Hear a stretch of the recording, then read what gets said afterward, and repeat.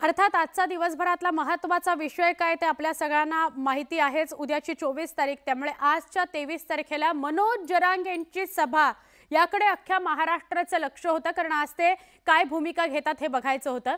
मनोज जरांगेंनी सरकारला दिलेली डेडलाईन संपायला अवघे काही तास शिल्लक राहिलेले आहेत। असं असतानाच आता सरकारला नवं आव्हान त्यांनी दिलेलं आहे, कारण जरांगेंनी पुन्हा एकदा आमरण उपोषणाचा इशारा दिलाय। पण यावेळी उपोषणाचं ठिकाण अंतरवाली सराटी नव्हे तर मुंबईचं आझाद मैदान असणार आहे। बघूया स्पेशल रिपोर्ट। आमरण उपोषण मनोज जरांगे मुंबईतल्या आझाद मैदानावर 20 तारखेला करणार, त्याला भेटायला मराठे येणार। मराठ्यांच्या ओबीसी आरक्षणासाठी आग्रही असलेल्या मनोज जरांगेंचं हे नवं आव्हान। जरांगेंनी पुन्हा एकदा सरकारची कोंडी करण्याची रणनीती आखली। बीडमध्ये झालेल्या इशारा सभेत लाखो मराठा कार्यकर्त्यांच्या उपस्थितीत जरांगेंनी पुन्हा एकदा आमरण उपोषणाची घोषणा केली आहे। डेडलाईन संपण्याआधी मराठ्यांच्या ओबीसी आरक्षणाचा विषय मार्गी लागला नाही तर येत्या 20 जानेवारीपासून मुंबईच्या आझाद मैदानात 3 कोटी मराठ्यांना सोबत घेऊन उपोषण करण्याचा इशारा जरांगेंनी सरकारला दिलाय। त्या मुंबईला 144 लागू केला, किती तारखेपर्यंत? 18 पर्यंत। चला 20 जानेवारी मुंबई आमरण उपोषणाला। आमरण उपोषण मनोज जरांगे मुंबईतल्या आझाद मैदानावर 20 तारखेला करणार, त्याला भेटायला मराठे येणार। मनोज जरांगेंच्या या आव्हानानंतर मुख्यमंत्र्यांनी त्यांना संयम राखण्याचा सल्ला दिला। न्यूज 18 लोकमतशी बोलताना त्यांनी जरांगेंना मुंबईत येण्याची गरज पडणार नाही असा दावा केलाय।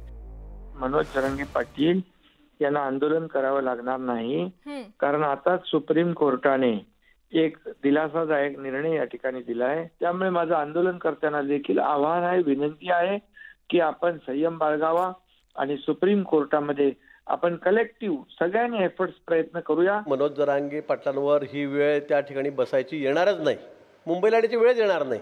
कारण आपण आज बघितलं असेल की माननीय सर्वोच्च न्यायालयाने या ठिकाणी क्युरेटिव्ह पिटिशनवर निर्णय दिलेला आहे, म्हणजे त्यांनी आपल्याला एक विंडो ओपन केलेली आहे आणि ते आपल्याला 24 जानेवारीला ऐकून घेणार आहेत। 24 जानेवारीला ऐकून घेत आहेत, थोडा वेळ आहे, उशीर आहे, हे खरं आहे, परंतु त्या ठिकाणी आता आपल्याला अतिशय ही आपल्यासाठी जमेची बाजू आहे, अतिशय पॉझिटिव्ह बाजू आहे। त्याचवेळी छगन भुजबळांनी पुन्हा एकदा जरांगेंच्या टीकेवर पलटवार केल्याचं पाहायला मिळालं। छगन भुजबळ असल्या कोल्हेकुईला दाद देत नाही। छगन भुजबळ आयुष्यभर जे आहे अशा अन्यायाच्या विरुद्ध, दादागिरीच्या विरुद्ध लढलेला आहे। खरं तर महाराष्ट्र सरकारची क्युरेटिव्ह पिटिशन सर्वोच्च न्यायालयानं स्वीकारली आहे, त्यामुळे मराठा आरक्षण प्रकरणी सरकारला मोठा दिलासा मिळाला। पण जरांगेंच्या या इशाऱ्यामुळे कोर्टाच्या या दिलासाचा आनंदही सरकारला जास्त वेळ साजरा करता आला नाही। जरांगेंनी उपोषणाची जी वेळ निवडली आहे ती राम मंदिराच्या लोकार्पणाजवळची। 22 जानेवारीला राम मंदिराच्या लोकार्पणाआधी 20 जानेवारीला जरांगेंचं उपोषण सुरू होणार आहे। त्यामुळे सरकार आता जरांगेंच्या या उपोषणावर नेमका काय तोडगा काढतं, मराठ्यांच्या आरक्षणाचा तिढा कसा सोडवतं हे पाहणं महत्त्वाचं ठरणार आहे। Bureau report, news 18 Lokmat.